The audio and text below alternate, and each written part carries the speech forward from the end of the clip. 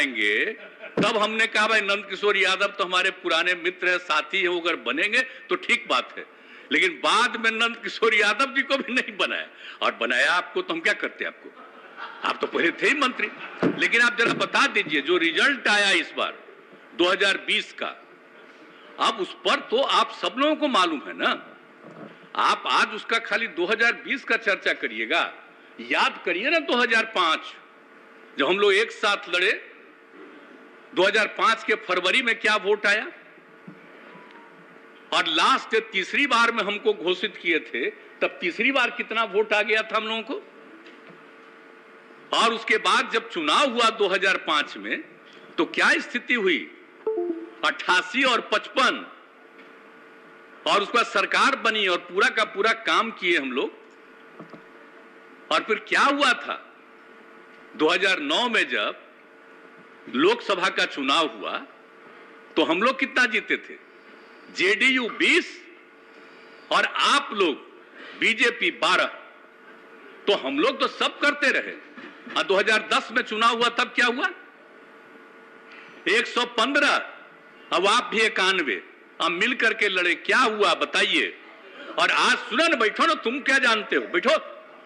अरे जिस दिन पिताजी की मृत्यु हो गई और उस दिन पूरे पटना में मात्र 18% वोट हुआ था, और तब आप जीते थे, हम लोग आपके लिए काम कर रहे थे।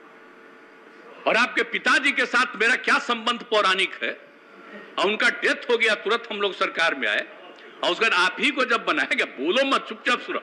हम कितना प्रेम करते रहे, कितना सम्मान देते रहे। आज बार बार बीमारी बैठो ना यार, अगर देखो बोलना नहीं, बोलना जरूर बोलोगे तभी केंद्र वाला कुछ आगे बढ़ावेगा, नहीं अगर मेरे खिलाफ बोलोगे तो कोई नहीं आगे बढ़ावेगा। अब आप समझ लीजिए, हम तो नहीं थे तैयार। जो हालत हो गई थी इस बार के चुनाव में, 2010 के चुनाव में, सॉरी 2020 के चुनाव में, और जो हालत हो गई थी, हम जो घूम रहे थे तभी बात हो रही, देख रहे थे, किसको खिलाफ में खड़ा करा दिया गया था।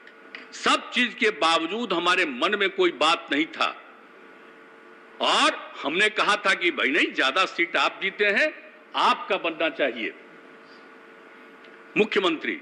मेरे ऊपर पूरा दबाव दिया गया कि नहीं साहब, आप ही संभालिए, बन जाइए। तो अंत में हम तैयार हो गए।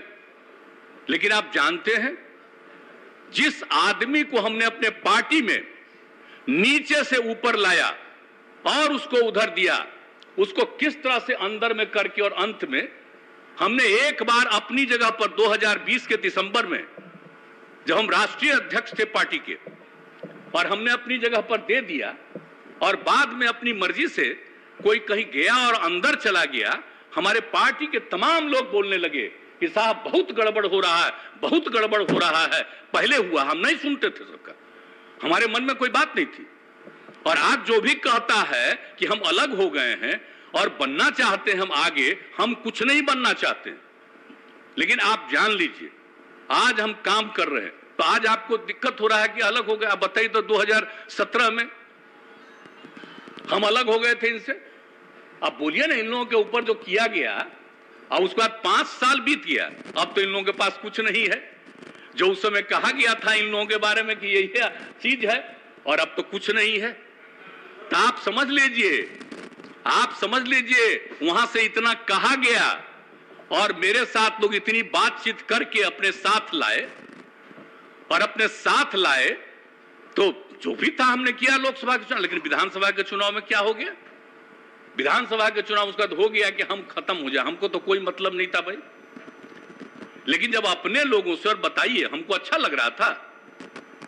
आप जरा सोचिए तो, किनको किनको हटा, सुशील कुमार मोदी जी उप मुख्यमंत्री थे, हमको कहा अरे भाई हमको बना दिए, और सुशील मोदी पहले तो हमको कहा नहीं बना रहे हैं, उनको नहीं बनाया।